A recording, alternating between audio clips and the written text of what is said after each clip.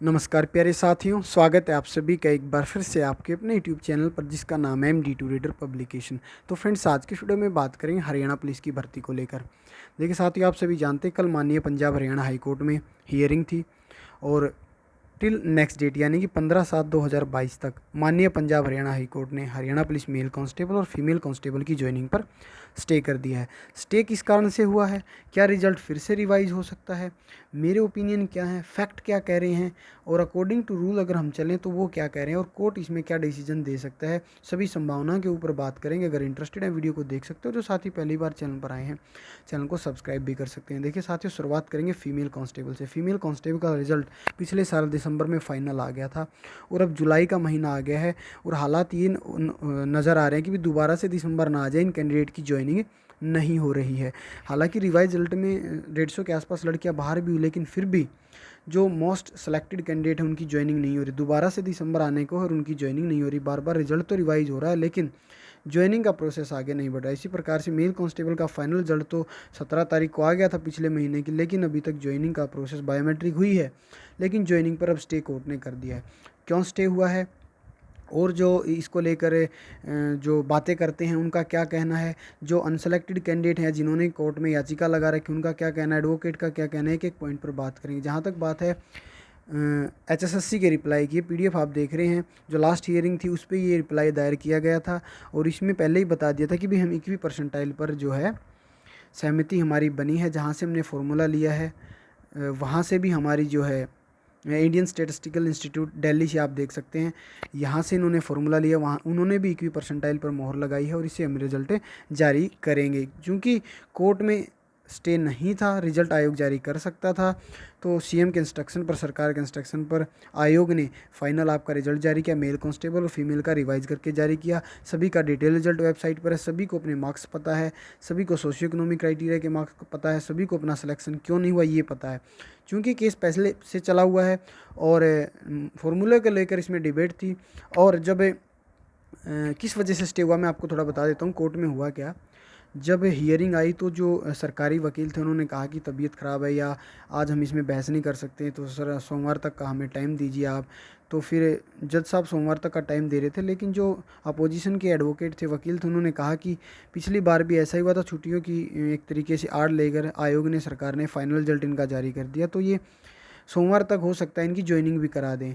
तो फिर जज साहब ने कहा कि ऐसा कर लेते हैं भाई, जब तक नेक्स्ट हियरिंग होती है इसमें ज्वाइनिंग पर स्टे कर लेते हैं और जब भी नेक्स्ट हियरिंग होगी सभी यहाँ पर अवेलेबल रहें या सभी प्रेजेंट रहें और हमें इसमें फाइनल कर लेते हैं नेक्स्ट डेट को। तो 15/7/2022 को एक पॉइंट ये आ रहा है कि भी मैक्सिमम चांसेज हैं कि भी आपका सारा मैटर क्लियर हो जाएगा। जहाँ तक फॉर्मूले की बात है, 21वीं परसेंटाइल फार्मूला सही है।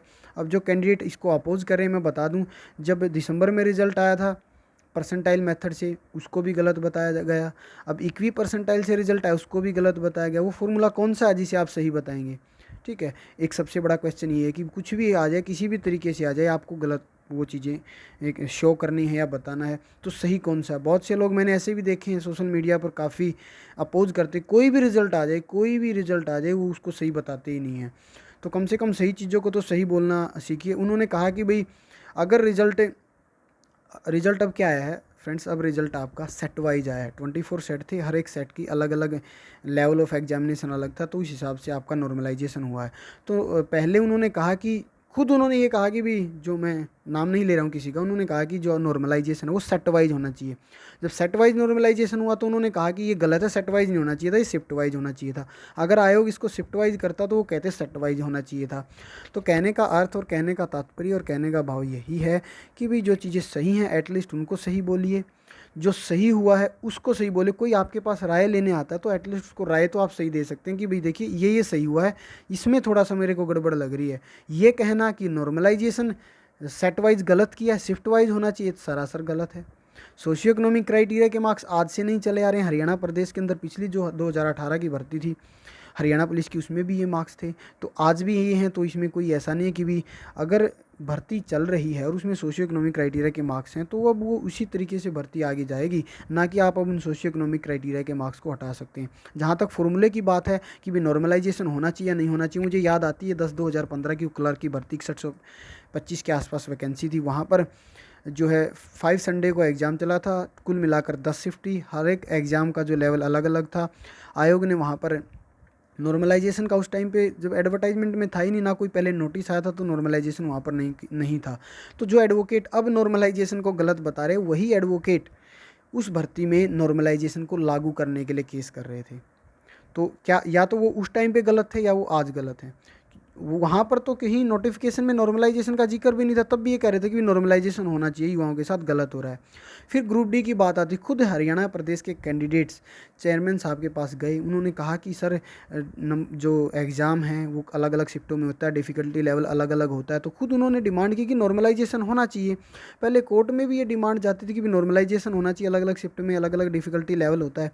तो जब उन्होंने आयोग ने ये नॉर्मलाइजेशन लागू किया, तो अब कह रहे हैं कि नॉर्मलाइजेशन गलत है। पहले कहते हैं नॉर्मलाइजेशन होना चाहिए, फिर कहते हैं गलत है।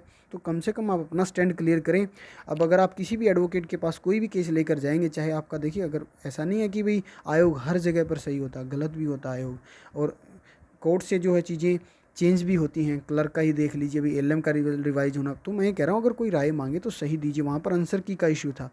बहुत सारे मैटर ऐसे हैं जहाँ पर कोर्ट अच्छा निर्णय भी देता है, और वहाँ पर हम जान, कोर्ट तो देखिए हर स्थिति में न्याय ही करता है, और इस स्थिति में भी कोर्ट न्याय ही करेगा, चाहे इसमें टाइम कितना ही भले लग जाए। लेकिन एडवोकेट का काम यही होता है कि भाई वो किसी भी चीज़ को आगे आए तो वो तो यही कहेगा कि भाई हम इसको कर देंगे। तो आप भी सोच समझ कर अपना जो इन्वेस्ट करें पैसे को, और सोच समझकर जो कोर्ट में जाएं चीज़ों को। एडवोकेट तो वो बात है कि भाई कोई भी चीज़ आप लेकर जाएंगे कि बिल्कुल आप सही कह रहे हैं, ऐसा हो जाएगा। ऐसी चीज़ें स्वयं जो है कैंडिडेट मेरे पास आते हैं, वो बताते हैं कि हमारे साथ ऐसा ऐसा हुआ, फिर भी आप सभी समझदार हैं। फिर मैं रिमाइंड करा रहा हूँ कि नॉर्मलाइजेशन सही है या गलत है। आप सभी हरियाणा प्रदेश के कैंडिडेट ने मांग की थी कि हरियाणा की एचएसएससी की भर्तियों में अगर मल्टीपल शिफ्ट में एग्जाम होता है कि नॉर्मलाइजेशन हो। अगर नॉर्मलाइजेशन हुआ है, अब आप उसको हटवाने के लिए चैलेंज कर रहे हैं। ग्रुप डी में और क्लर्क में नॉर्मलाइजेशन नहीं था, तो आप उसको लागू करवाने के लिए कोर्ट में जा रहे हैं। तो पहले आप अपना स्टैंड क्लियर करें। और अब एक इंटरव्यू में जो एचएसएससी चेयरमैन भोपाल सिंह खत्री जी, उन्होंने ये भी कहा है कि भाई हम क्या करेंगे, सीईटी में भी नॉर्मलाइजेशन लागू करेंगे। तो अगर वहाँ सीईटी होगा, अब यहाँ हटवाने के लिए आप प्रोटेस्ट करें, माफ़ कीजिए, कोर्ट में गए हुए हैं। तो कोर्ट क्या डिसीजन देता है वो देखते हैं। 15 तारीख को क्या हियरिंग होती है।